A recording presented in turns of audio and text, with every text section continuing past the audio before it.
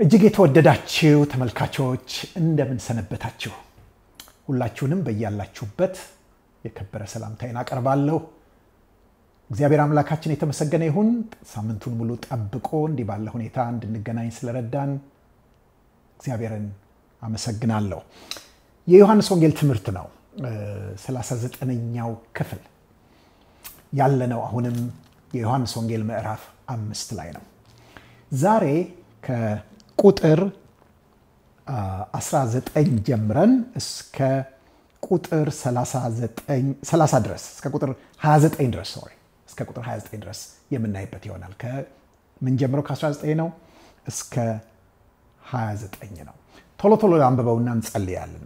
ስለዚህ ኢየሱስ መለሰ እንዲህም አላቸው፣ እውነት እውነት እላችኋለሁ አብ ሲያደርግ ያየውን ነው እንጂ ወልድ ከራሱ ሊያደርግ ምንም አይችልም። ያ የሚያደርገውን ሁሉ ወልድ ደግሞ ይህን እንዲሁ ያደርጋልና አብ ወልድን ይወዳልና የሚያደርገውንም ሁሉ ያሳየዋል። እናንተም ትደነቁ ዘንድ ከዚህ የሚበልጥ ስራ ያሳየዋል። አብ ሙታንን እንደሚያነሳ ሕይወትም እንደሚሰጣቸው እንዲሁ ወልድ ደግሞ ለሚወዳቸው ሕይወትን ይሰጣቸዋል። ሰዎች ሁሉ አብን እንደሚያከብሩት ወልድን ያከብሩት ዘንድ ፍርድን ሁሉ ለወልድ ሰጠው እንጂ አብ በአንድ ሰው እንኳ አይፈርድም። ወልድን የማያከብር የላከውን አብን አያከብርም። እውነት እላችኋለሁ እውነት እውነት እላችኋለሁ ቃሌን የሚሰማ የላከኝንም የሚያምን የዘላለም ሕይወት አለው፣ ከሞትም ወደ ሕይወት ተሻገረ እንጂ ወደ ፍርድ አይመጣም። እውነት እውነት እላችኋለሁ ሙታን የእግዚአብሔርን ልጅ ድምፅ የሚሰሙበት ሰዓት ይመጣል፣ እርሱም አሁን ነው፣ የሚሰሙትም በሕይወት ይኖራሉ።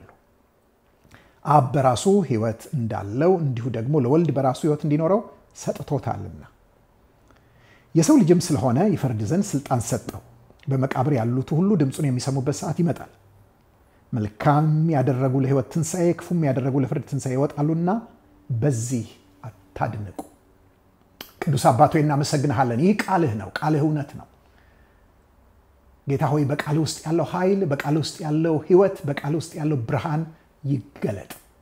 ይህን የሚሰሙ ይህንን የሚመለከቱ ወገኖች በሙሉ በኢየሱስ ክርስቶስ ስም በቃልህ ይፈወሱ። አሜን። ምናልባት በመላው መጽሐፍ ቅዱስ ውስጥ ካሉ ስለ ኢየሱስ ክርስቶስ ከሚናገሩ ስለ ማንነቱ፣ ስለ ማዳን ስራው ከሚናገሩ ክፍሎች ውስጥ ይሄ ትልቁ ብዬ ልጠራው እችላለሁ። በጣም ጥልቅ ነው፣ ረቂቅ ነው፣ ምጡቅ ነው። ስለዚህ ይህን ክፍል በጣም በጥንቃቄ እናየዋለን። ምክንያቱም ጌታ ኢየሱስ ክርስቶስ መለኮትነቱን አምላክነቱን የገለጠበት ክፍል ደግሞም ከአብ ጋር ያለውን ተዛምዶ ፍንትው ባለ መልክ ደግሞ የሚናገረው ለአይሁድ ነው። አይሁድ ሲባል ዝም ብሎ አይሁዳዊ ለሆኑ ሰዎች ሳይሆን ለአይሁድ አለቆች ነው ይሄንን የሚናገረው።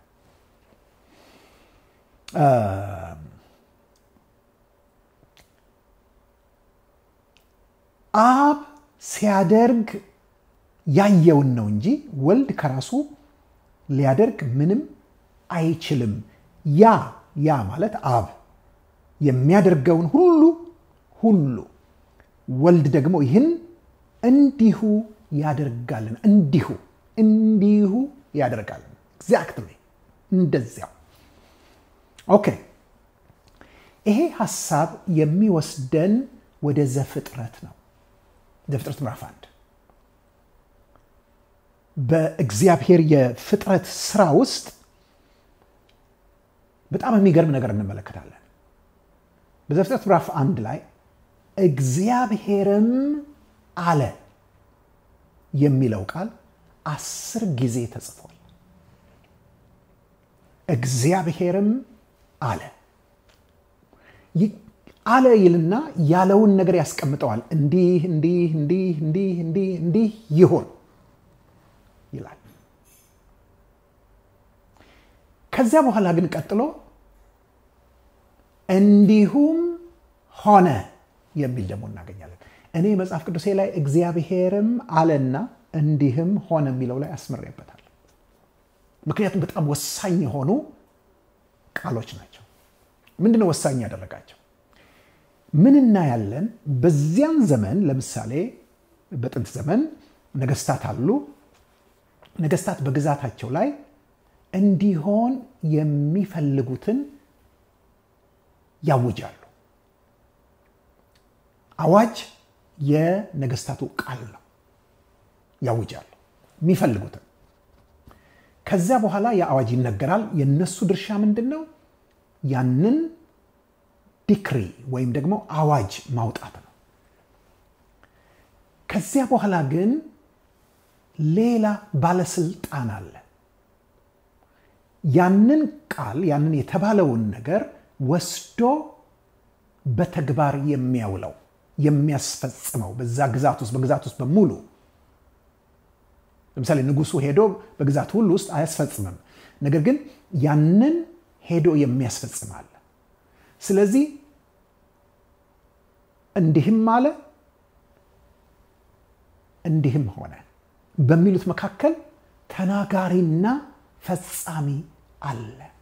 አቃጅና ፈጻሚ አለ።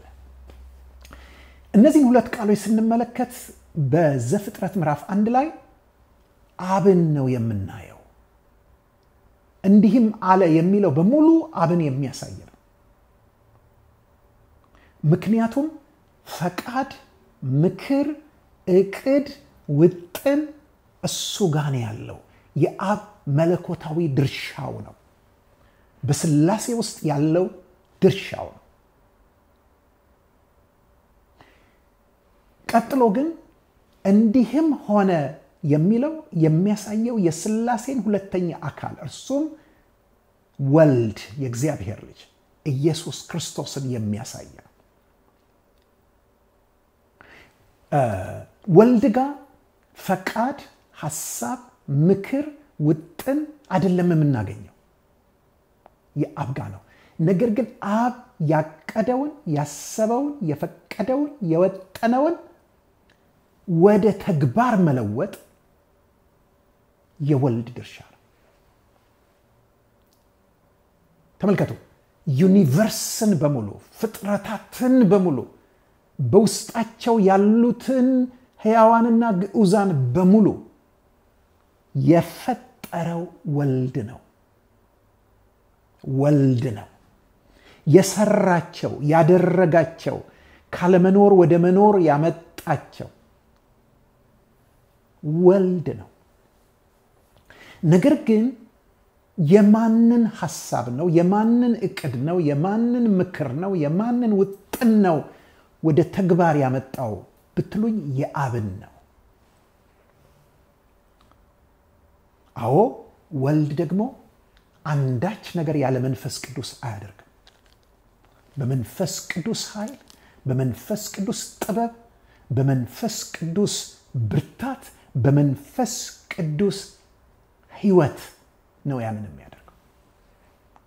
ይሄንን ምን እንለዋለን? ዲቫይን ኮኤግዚስተንስ፣ ዲቫይን ኮዲፔንደንስ ኦር ኢንተርዲፔንደንስ። ምን ማለታችን ነው? አብ ያለ ወልድና ያለ መንፈስ ቅዱስ አይሆንም። ወልድ ያለ አብና ያለ መንፈስ ቅዱስ አይሆንም። መንፈስ ቅዱስ ያለ አብና ያለ ወልድ አይሆንም። ሶስት የተለያዩ አካላት ናቸው፣ ነገር ግን አንድ አምላክ ነው። አንድ መለኮትነት ነው። ስለዚህ እዚህ ጋር የሚናገረው አንድነታቸውን ነው፣ እኩልነታቸውን ነው፣ አንዳቸው ያለ አንዳቸው እንደማይሆኑ ነው፣ አብረው እንደሚሰሩ ነው፣ ሪሌሽናል ወይም ተዛምዷዊ እንደሆኑ ነው የሚያሳየን።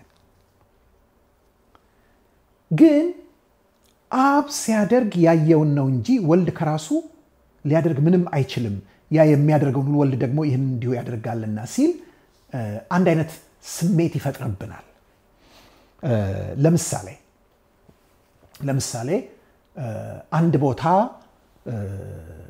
ቁጭ ብላችሁ ሁለት ሰዎች ከጎናችሁ ሲያወሩ ብትሰሙ ለምሳሌ አንደኛው የ31 32 33 ዓመት የሚሆነው ሰው ነው ከጓደኛው ጋር እያወራ ነው እና ምን ይለዋል እኔ እኮ አባቴ አድርግ ካላለኝ ምንም ነገር አላደርግም አባቴ ይሄንን ተናገር ካላለኝ አልናገርም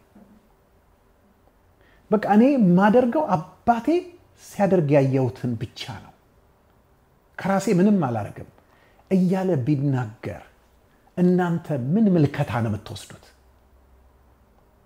በእውነት ይሄ ሰው ጤነኛ ነው ብላችሁ ታስባላችሁ አባቱ በትክክል አሳድጎታል ብላችሁ ታስባላችሁ እንዴ ሲጀመር ይሄ ልጅ አባቱ ጋር ምን ይሰራል በዚህ በ30 ምናምን ዓመት እድሜው ለምንድን ያልወጣው ለምንድን ያላገባው ለምንድን ነው ልጆች ያልወለደው ለምንድን ነው የራሱን ስራ ያልጀመረው ለምንድን ነው በራሱ አእምሮ አስበው የማይሰራው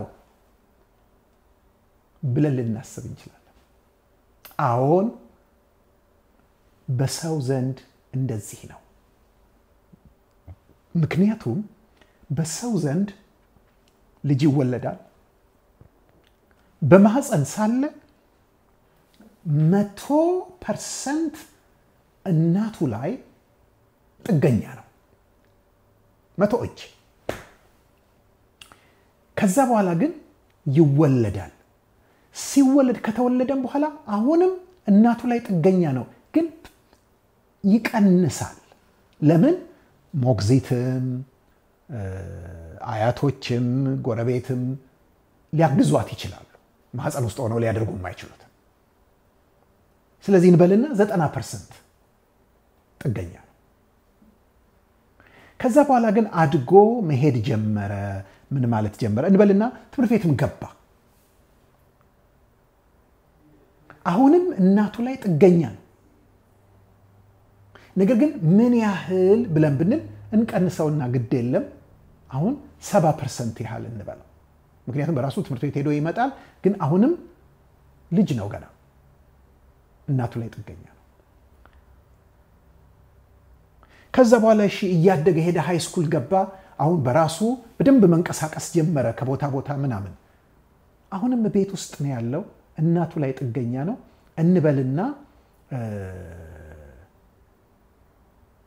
20% 30% እናደርገው ከዛ በኋላ ግን 12 ጨርሶ ኮሌጅ ለመግባት ከአካባቢው ርቆ ሄደ አሁንም እናቱ ላይ ተወሰነ መጠን ጥገኝነት ይኖረዋል ኮሌጅ ሆኖ ለምክር ለምናምን ሊፈልግ ይችላል በገንዘብም በምንም ሊደገፍ ሊረዳ ይችላል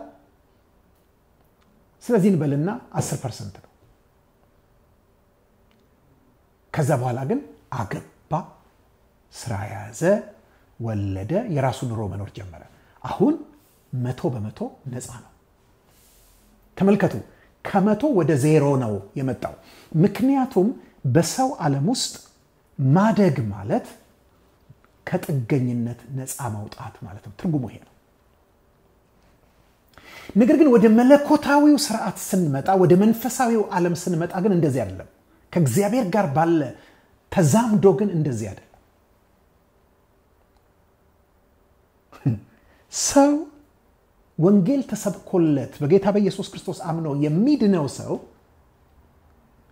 በእኔነት የተሞላ ከራስ በላይ ነፋስ የሚል ከባለቤቱ ያወቀ እንትን ነው የሚል ለራሱ በራሱ ከራሱ ሲያውቅ የኖረ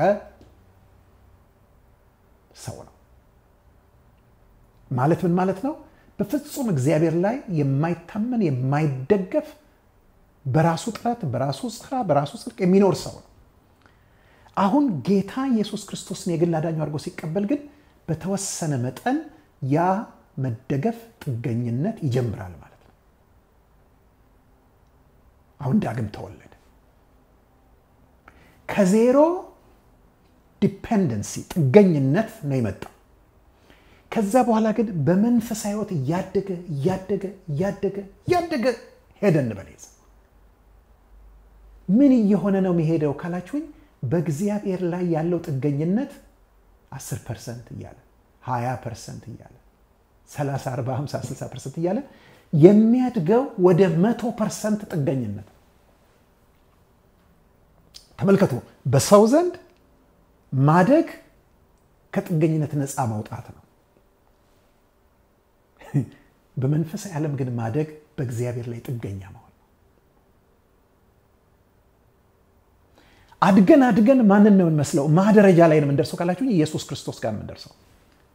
ለዚህ ነው ሐዋርያው ጳውሎስ በኤፌሶን መልእክቱ ላይ ወደ እግዚአብሔርም ፍጹም ሙላት ደርሳችሁ ትሞሉ ዘንድ ይልና ያ ሙላት ምንድነው ብለን ስንጠይቅ ይሄ ምዕራፍ 3 ቁጥር 16 ላይ ያለው ምዕራፍ 4 ላይ ምን ይለናል?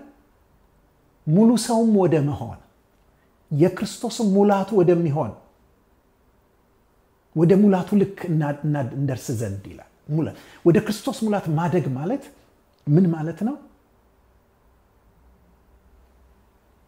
ዲፔንደንሲያችን፣ መታመናችን፣ መደገፋችን፣ ሙሉ በሙሉ ራሳችንን በእርሱ ላይ መጣላችን እየጨመረ መሄድ ማለት ነው።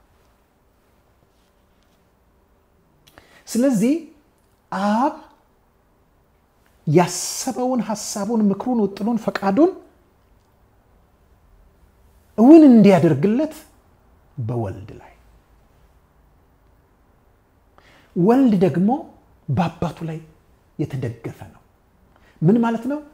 የአባቱን ፈቃድ ነው የሚያደርገው። ኦኬ፣ ይሄንን ወንጌላትን በሙሉ ስናነብ እናየዋለን። ሁሉ ጊዜ የላከኝን ፈቃድ እንጂ ፈቃዴን አልሻምና ብሎ ይለናል። እዚህ ጋር ነገር እንድታዩ ፈልጋለሁ።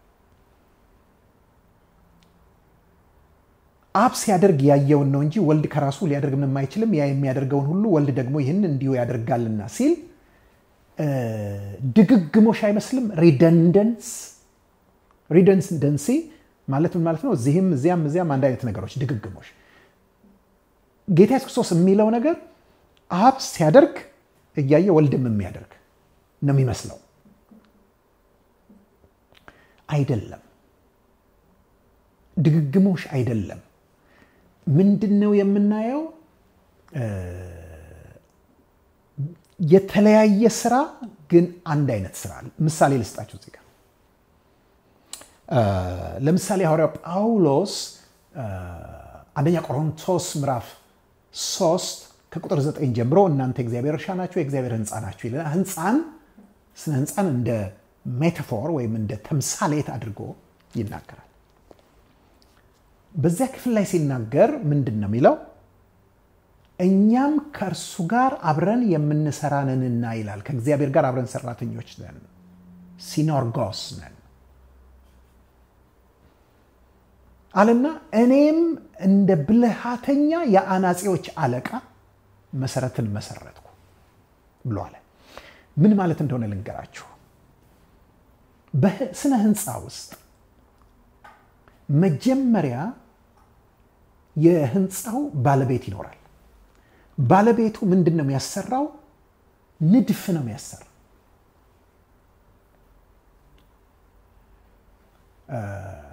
አርኪቴክቸር የምንለው። ስለዚህ አርኪቴክት ጋር ይሄድና የአርኪቴክት ባለሙያ ያለብና አርኪቴክቱ የህንፃውን ዲዛይን ወረቀት ላይ ነው የሚሰራው፣ መሬት ላይ አይደለም፣ ወረቀት ላይ ይሰራል። ከዛ በኋላ መሐንዲስ ይመጣል፣ ኮንትራክተር ይመጣል፣ የአናጺዎች አለቃ ጳውሎስ እንደሚለው መሐንዲሱ ይመጣና መሐንዲሱ በዛ ንድፍ መሰረት ወረቀት ላይ ባለው መሰረት መሬት ላይ ደግሞ ይሰራዋል። ስለዚህ አርኪቴክትና መሐንዲስ ወይም ደግሞ ተቋራጭ ወይም ደግሞ ኮንትራክተር አንድ ህንፃ ነው የሚሰሩት። ነገር ግን የህንፃውን የተለያየ ክፍል ነው የሚሰሩት። ምን ማለት ነው? አርኪቴክቱ ንድፍ በቃ እዛ ላይ ያቆማል። ያ ንድፍ ግን መሐንዲሱ ከሌለ ንድፍ ብቻ ሆኖ ነው የሚቀረው። ግን ምን አለ? መሐንዲሱ ሲሰራ ልክ አርኪቴክቱ እንደሰራው እንዲሁ ያንኑ ነው መስራት ያለበት። በዚህ ክፍል ውስጥ የምናየው እግዚአብሔር አብ የፍጥረት ሁሉ አርክቴክት ነው። ዲዛይኑ እሱ ጋር ነው ያለው። እንዲሆን የሚፈልገው ነገር በሙሉ እሱ ጋር ነው ያለው። መሐንዲሱ ወልድ ነው። ስለዚህ ተመልከቱ፣ መሐንዲሱ ምን ችሎታ አለው፣ ምን ብቃት አለው፣ ምን ሙያ አለው ካላችሁኝ የአርክቴክቱን ንድፍ የማንበብ እኔና እናንተ ቢሰጠን የማናነበውን ወይ ሙያችን ያልሆነ ሰዎች የማንረዳውን መሐንዲሱ ግን ያነባዋል፣ በደንብ ይገባዋል። ወገኖቼ ከአብ በቀር ወልድን የሚያውቅ ከወልድም በቀር ወልድም ራሱ ሊገልጥለት ከሚፈቅድ በቀር አብን የሚያውቅ የለም የሚለው ለዚህ ነው ማቴዎስ ወንጌል ምዕራፍ 11 ላይ።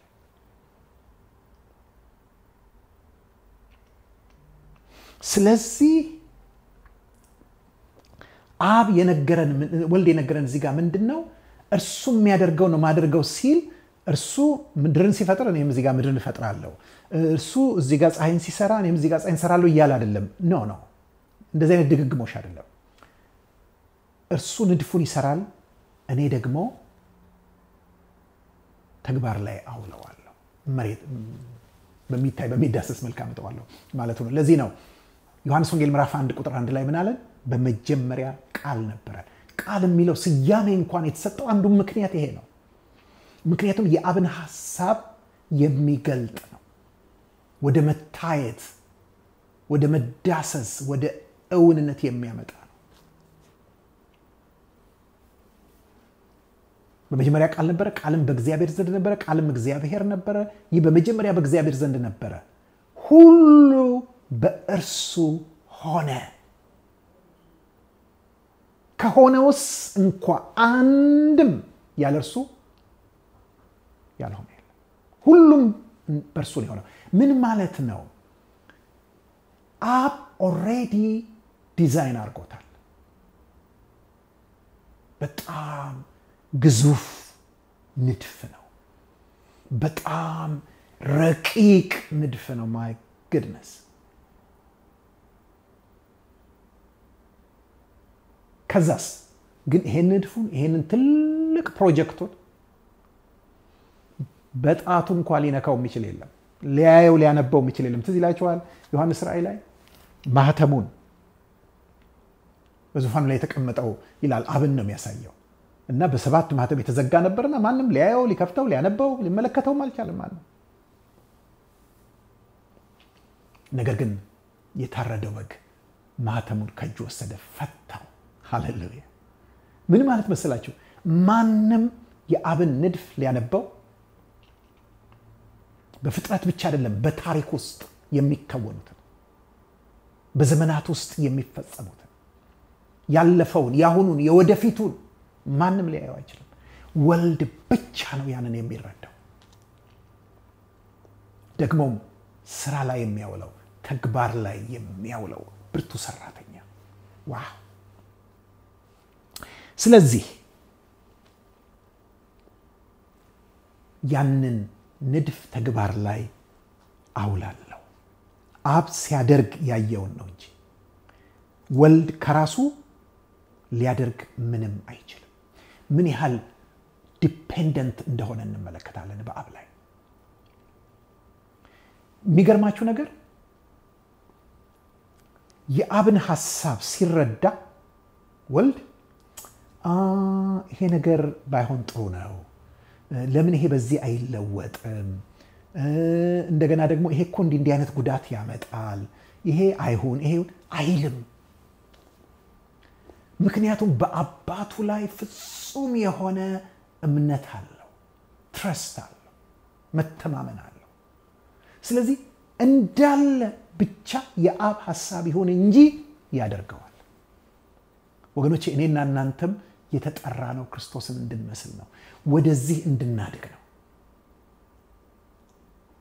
አብን በዚህ ልክ የምንታመንበት ደረጃ ላይ እንድንደርስና ደግሞ እርሱ ካለው ካሰበው ውጪ ሌላ ነገር የማናደርግ፣ እሱ ያሰበውን ደግሞ ምንም ሳናስቀር ሁሉን የምናደርግ እንድንሆን ለዚህ ተጠርተናል።